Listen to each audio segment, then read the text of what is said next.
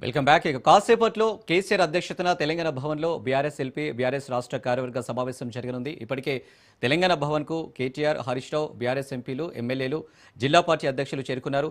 సాగునీటి ప్రాజెక్టులపై సమావేశంలో ప్రధానంగా చర్చించనున్నారు.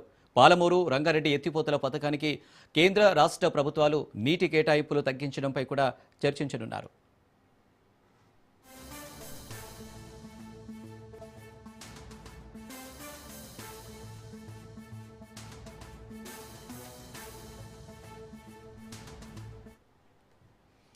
ఇక ప్రభుత్వ వైఫల్యాలపై పోరాటానికి గులాబీ దళం అయితే సిద్ధమవుతుంది.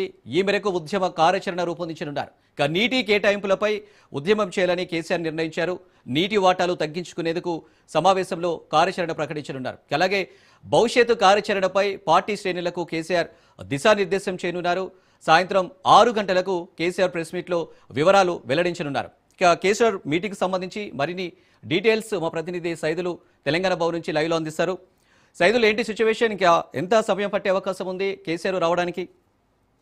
ఎస్ అనిల్, మనం చూస్తున్న విజువల్స్లో గేట్ దగ్గర అడవుడి కొనసాగుతుంది. సో కేసీఆర్ ఒక 2 నుంచి 3 నిమిషాల వ్యవధిలోనే తెలంగాణ భవన్కి వచ్చే అవకాశం కనిపిస్తుంది. కార్యకర్తలందరూ కూడా ఎంతో ఉత్సాహంతో గేట్ దగ్గర ఎదురు చూస్తున్నారు.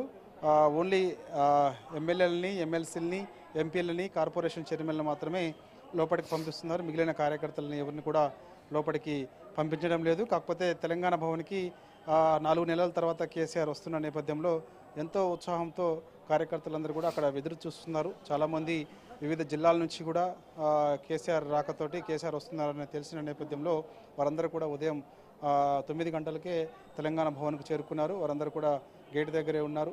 సో వారు ఉత్సాహం చూస్తుంటే కేసీఆర్ మరి కాసేపట్లో అంటే అక్కడ అడవుడి కనిపిస్తూనే ఉంది. సో 5 నుంచి 10 నిమిషాల వ్యవధిలోనే కేసీఆర్ తెలంగాణ భవన్కి వచ్చే అవకాశం ఉంది. కేసీఆర్ రాగానే సమావేశం ప్రారంభమవుతుంది. సమావేశానికి సంబంధించి ఆల్రెడీ ఏర్పాట్లన్నీ కూడా పూర్తి చేశారు. ఆల్రెడీ లోపటే ఉన్నారు.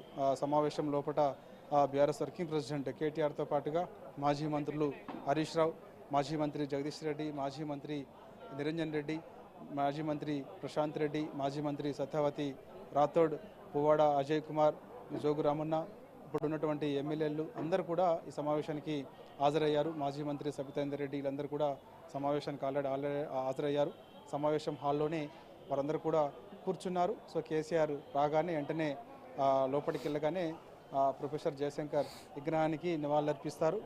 తెలంగాణ తల్లి విగ్రహానికి నివాళులర్పిస్తారు. సో ఇక అక్కడ నుంచి వెంటనే లోపలికి వెళ్ళిన తర్వాత సమావేశం కేసీఆర్ అధ్యక్షతన ప్రారంభమవుతుంది. సో బీఆర్ఎస్ఎల్పీ సమావేశంలో ఎక్కువగా అంశాలు ఎక్కువ చర్చ జరిగే అవకాశం కనిపిస్తుంది. ఎందుకంటే రాష్ట్ర ప్రభుత్వం కూడా ఒక క్లారిటీ వచ్చి, అంటే రాష్ట్ర ప్రభుత్వం కూడా ఈ నెల చివరి వారంలో శీతాకాల సమావేశాలు ఏర్పాటు చేసేందుకు సిద్ధమైంది కాబట్టి సో శీతాకాల సమావేశంలో ఖచ్చితంగా అసెంబ్లీ సాక్షిగా ప్రభుత్వ వైఫల్యాలను ఎండగట్టాలని బీఆర్ఎస్ పార్టీ భావిస్తుంది. అందుకు ఏ విధంగా ముందుకెళ్లాలి ఏంటనే దానిపైన కూడా ఎమ్మెల్యేలకు, ఎమ్మెల్సీలకు కేసీఆర్ దిశానిర్దేశం చేసే అవకాశం ఉంది. ఇక బీఆర్ఎస్ఎల్పీ రాష్ట్ర కార్యవర్గ సమావేశం కూడా కమాండ్గా జరుగుతుంది కాబట్టి సో ఆ సమావేశంలో కూడా అనేక అంశాలు నాయకులకు కేసీఆర్ దిశానిర్దేశం చేసే అవకాశం ఉంది. సో ఆ సమావేశం కూడా దాదాపుగా 1 గంట నుంచి 2 గంటల పాటు సాగే అవకాశం ఉంది. ఓవరాల్గా మాత్రం 4 గంటల పాటు సమావేశం ఉంటుందని కూడా అంటున్నారు. ఎందుకంటే సాయంత్రం 6 గంటలకి కేసీఆర్ మీడియా సమావేశం ఉన్న నేపథ్యంలో అందుకు ఖచ్చితంగా ఇప్పటి నుంచి మనకి 6 గంటల వరకు కూడా ఈ యొక్క సమావేశం జరిగే అవకాశం ఉంది. ఎక్కువ అంశాలు చర్చకు వచ్చే అవకాశం కనిపిస్తుంది. కాబట్టి సో ఇక్కడ నుంచి బీఆర్ఎస్ పార్టీ ప్రజాక్షేత్రంలోకి వెళ్ళి ప్రజల సమస్యలపైన ప్రత్యేక ఫోకస్ చేస్తూ ఆల్రెడీ ఇప్పుడు చేస్తూనే ఉన్న నేపథ్యంలో ఇంకెక్కువగా చేయాలని చెప్పేసి కూడా భావిస్తుంది. కాబట్టి అందుకు ప్రత్యేక కార్యాచరణ కూడా రూపొందించేందుకు సిద్ధమవుతుంది. కాబట్టి సో ఇక భారీ బహిరంగ సభ బీఆర్ఎస్ పార్టీ ఏర్పాటు చేయాలని భావిస్తుంది. కాబట్టి అందుకు ఖచ్చితంగా రంగారెడ్డి జిల్లాలో భారీ బహిరంగ సభ ఏర్పాటు చేసేందుకు కూడా సిద్ధమవుతుంది. కాబట్టి అందుకు ఖచ్చితంగా జన సమీకరణ ఏ విధంగా ఉండాలి అనే దానిపైన కూడా చర్చకు వచ్చే అవకాశం కూడా కనిపిస్తుంది. సో ఇక కేసీఆర్ చూస్తున్నాం మన విజువల్స్లో ఆల్రెడీ కేసీఆర్ వాహనం గేట్ లోపలికి వచ్చింది. సో వారందరూ కూడా కార్యకర్తలందరూ కూడా ఒక్కసారిగా తోచుకుంటూ కార్యకర్తలందరూ కూడా లోపలికి వచ్చారు. సో కేసీఆర్ వస్తున్న నేపథ్యంలో వీళ్ళందరూ కూడా ఉదయం నుంచి ఎదురు చూస్తూ ఉన్నారు. సో వారందరూ ఒక్కసారిగా కేసీఆర్ వాహనం తెలంగాణ భవన్ గేట్ దగ్గరికి రాగానే గేట్లు తోచుకుంటూ వీరందరూ కూడా లోపలికి వచ్చారు. సో వారిని కంట్రోల్ చేయడం సాధ్యం కాలేదు. సో ఇక విజువల్స్లో చూస్తున్నాం మనం కేసీఆర్ వాహనం ఆల్రెడీ తెలంగాణ భవన్ లోపలికి వచ్చింది. సో ఇక కేసీఆర్ ఇక్కడికి దిగగానే ముందుగా తెలంగాణ తల్లి విగ్రహానికి నివాళులు అర్పిస్తారు. తర్వాత ప్రొఫెసర్ జయశంకర్ సార్ విగ్రహానికి నివాళులు అర్పిస్తారు. సో వెంటనే సమావేశం ప్రారంభమవుతుంది. కార్యకర్తలందరూ కూడా సీఎం సీఎం అంటూ కూడా నినాదాలు చేస్తున్నారు. కార్యకర్తలు ఈరోజు ఉదయం నుంచి ఎంతో ఆసక్తిగా ఎదురు చూస్తూ ఉన్నారు. ఒక్కసారిగా లోపలికి వీరందరూ కూడా తోచుకుంటూ లోపలికి వచ్చారు. వీరిని కంట్రోల్ చేయడం సాధ్యం కాలేదు. కాబట్టి చేసేదేం లేక గేట్లు కూడా ఎత్తివేశారు. కాబట్టి ఆల్రెడీ కేసీఆర్ వాహనం లోపలికి వచ్చింది. కాబట్టి సో ఇక కేసీఆర్ దిగగానే వెంటనే లోపలికి వెళ్ళి లోపట్లో ఆల్రెడీ ప్రొఫెసర్ జయశంకర్ సార్ విగ్రహం ఉంది కాబట్టి అక్కడ కేసీఆర్కి నివాళులు అర్పిస్తారు. నివాళులు అర్పించిన తర్వాత సమావేశం ప్రారంభమవుతుంది. ఈ సమావేశంలో అనేక అంశాలు ముఖ్యంగా ఎందుకంటే మనం కాంగ్రెస్ పార్టీ 2 ఏళ్ల పాలనకు సంబంధించి అనేక అంశాలు కేసీఆర్ ఎమ్మెల్యేలతోటి ఎమ్మెల్సీలతోటి చర్చించే అవకాశం కనిపిస్తుంది. ఇచ్చినటువంటి హామీలు ఎందుకంటే 2023 శాసనసభ ఎన్నికల సమయంలో కాంగ్రెస్ పార్టీ ప్రజలకు ఇచ్చినటువంటి హామీలు ఏవైతే ఉన్నాయో ఆ హామీలకు సంబంధించి 6 గ్యారెంటీలు 100 రోజుల్లోనే అమలు చేస్తామని కాంగ్రెస్ పార్టీ చెప్పింది. కాబట్టి అవి ఎందుకు అమలు చేయలేకపోయింది? సో ఇక్కడ నుంచి ఖచ్చితంగా వాటిపైన ప్రత్యేక ఫోకస్ చేస్తూ సో అందుకు ఖచ్చితంగా ఈ ఒత్తిడి రాష్ట్ర ప్రభుత్వం పైన ఒత్తిడి తేవాలని చెప్పేసి కూడా బీఆర్ఎస్ పార్టీ భావిస్తుంది. కాబట్టి సో ఆ అంశం కూడా ఎక్కువగా చర్చ జరిగే అవకాశం కనిపిస్తుంది. 420 హామీలు ఎన్నికల సమయంలో కాంగ్రెస్ పార్టీ ఇచ్చిన నేపథ్యంలో ఏ ఒక్క హామీ కూడా కాంగ్రెస్ పార్టీ నెరవేర్చలేదని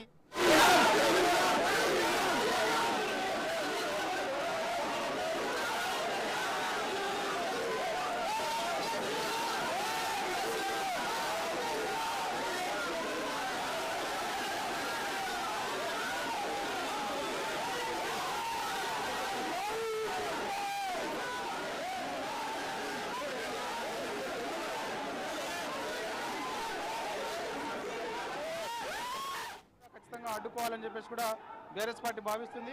రానున్న రోజుల్లో అది కూడా అడ్డుకునే అవకాశం ఉంది. ఎందుకంటే బనకచెర్ల ప్రాజెక్టు కట్టడం వల్ల తెలంగాణ ఎడారిగా మారే అవకాశం ఉందని చెప్పేసి కూడా బీఆర్ఎస్ పార్టీ చెప్తుంది. తెలంగాణకి ఎట్టి పరిస్థితుల్లో ఎటువంటి అన్యాయం జరిగినా ఊరుకునే ప్రసక్తి లేదని చెప్పేసి బీఆర్ఎస్ పార్టీ చెప్తుంది. అందుకు అందరం కంకణబద్ధులమై కేసీఆర్ నాయకత్వంలో పనిచేసేందుకు సిద్ధమవుతున్నామని చెప్పేసి కూడా చెప్తున్నారు. అందుకు మా నాయకుడు కేసీఆర్ మాకు దిశానిర్దేశం చేసేందుకు తెలంగాణ భవన్కు వస్తున్నారని చెప్పేసి కూడా బీఆర్ఎస్ పార్టీ చెందినటువంటి ఎమ్మెల్యేలు ఎమ్మెల్సీలు అందరూ కూడా చెప్తున్నారు. సో ఇక ఆల్రెడీ కేసీఆర్ అనిల్ వచ్చారు, లోపలికి వెళ్ళారు. సో ఇక ఓన్లీ లోపలికి మెయిన్ హాల్లోకి ఎమ్మెల్యేలు ఎమ్మెల్సీలు వాళ్ళందరూ కూడా ఆశీనులే ఉన్నారు. సో వీళ్ళందరూ కార్యకర్తలు కంట్రోల్ చేయడం సాధ్యం కాలేదు. కార్యకర్తలందరూ లోపలికి పోయినప్పటికీ కూడా వారిని మాత్రం లోపలికి పంపించారు. అందరూ తిరిగి బయటికి పంపిస్తారు. ఓన్లీ లోపల ఎమ్మెల్యేలు ఎమ్మెల్సీలు కార్పొరేషన్ చైర్మన్లు మాత్రమే ఈ సమావేశంలో పాల్గొంటారు. ఈ సమావేశంలో దాదాపుగా మనకి ప్రధానంగా 2-3 గంటల పాటు జరిగే అవకాశం ఉన్న నేపథ్యంలో సాయంత్రం 6 గంటలకి కేసీఆర్ మీడియా సమావేశం ఉంటుంది. కాబట్టి ఆ సమావేశంలో ప్రధానంగా ఎక్కువగా ఈరోజు జరిగినటువంటి బీఆర్ఎస్ ఎల్పీ సమావేశం అదేవిధంగా బీఆర్ఎస్ రాష్ట్ర కార్యవర్గ సమావేశంలో చర్చించినటువంటి అంశాలకు సంబంధించి మీడియా సమావేశంలో కేసీఆర్ వెల్లడించే అవకాశం కనిపిస్తుంది. Anil right Saidulu, thank you.